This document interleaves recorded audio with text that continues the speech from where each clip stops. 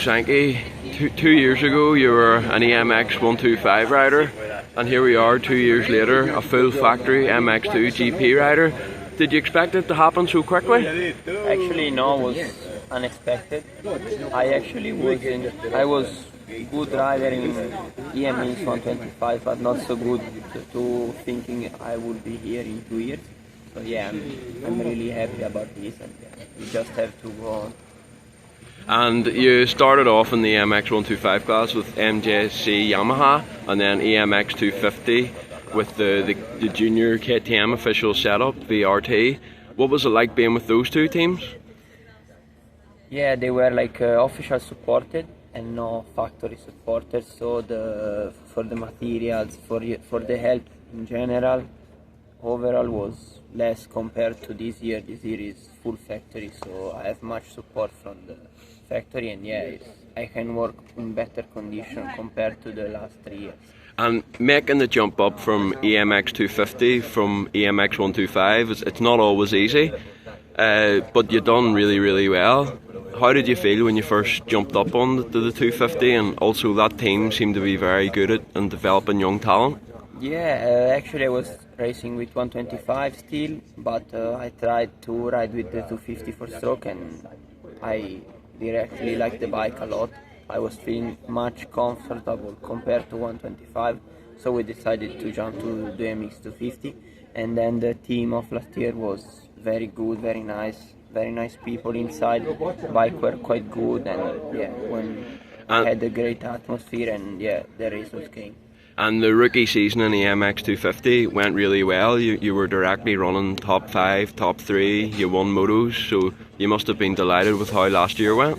Yeah, I'm actually very happy and very surprised for how last year went, because I was not like being in the top 5, always in the 125, and jump up into the EMX 250 and be directly in the top 5. Very amazing, and yeah, it was a very incredible season. And at the end of last year you had a decision to make: stay EMX 250 and go for the title, or make the move up to MX2. Was it a difficult decision or an easy decision based on your opportunities? No, it was quite easy after I did France last year and I got 9 overall, so I knew that I could be racing MX2 and was better for my personally grow up, and yeah, we had a great choice with HRC, and I decided to take this way. I think you were a wanted man at the end of last year. I think 2 or 3 teams wanted you, and obviously HRC Honda, they haven't had a factory MX2 guy since Vlaanderen, so it was all quite late. But you took the risk, and I think it's already paying off in the first few rounds of the season. Yeah, it was difficult because Honda came very like at the end of the season. They contacted me in Metal Basing last year, okay. And yeah, I actually had some great opportunity also, but I wanted to take the risk to be in HRC because I think it's a very great team and a very great opportunity for the grow up, and yeah, I took this risk, but now yeah, I think it's paying quite well. And what has it been like so far with the team? Obviously you had a strong winter, and obviously having Ruben Fernandez and Tim Geiser as teammates, did you put many laps in with those two? Because riding with them can obviously help develop you as well. Yeah, actually the team is very good, very familiar, everybody speaks Italian, so I feel more like at home. And then yeah, I trained with Ruben all the winter, and he's very good. It's very easy, also like person, very easy to speak, very easy to teach you something, so yeah, it's easy. And then with Tim lately we are riding more together, and yeah, it's very good to see him what he's doing on the bike, to try to copy him, so yeah, it's very good. And what's it like being a full factory MX2 GP rider? Obviously probably adds more pressure. Honda are here and they're not here to mess around, they want results, so how's that feel? No, I was feeling quite good. They are not putting too much pressure on me. I just need to have fun and do some great results.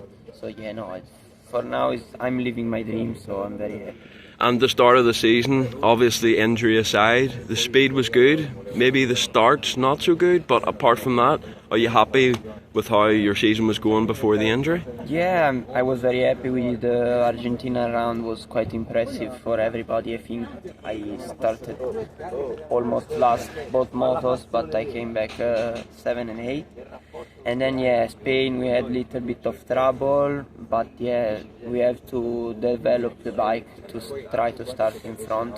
The start is coming the key.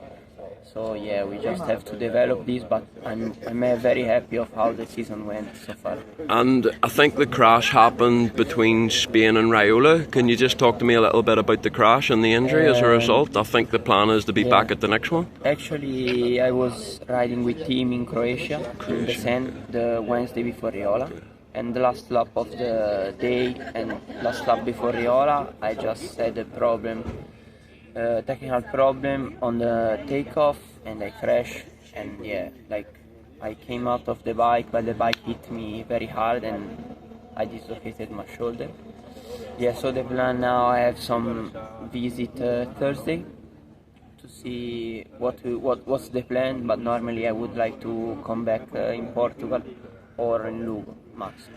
And making the jump up from MX250 to MX2 GPs, what would you say the hardest thing is? Obviously you get more bike time, more intensity, but also the better guys are in the class. It's much safe, especially first lap. Everybody's taking his way and not cutting around.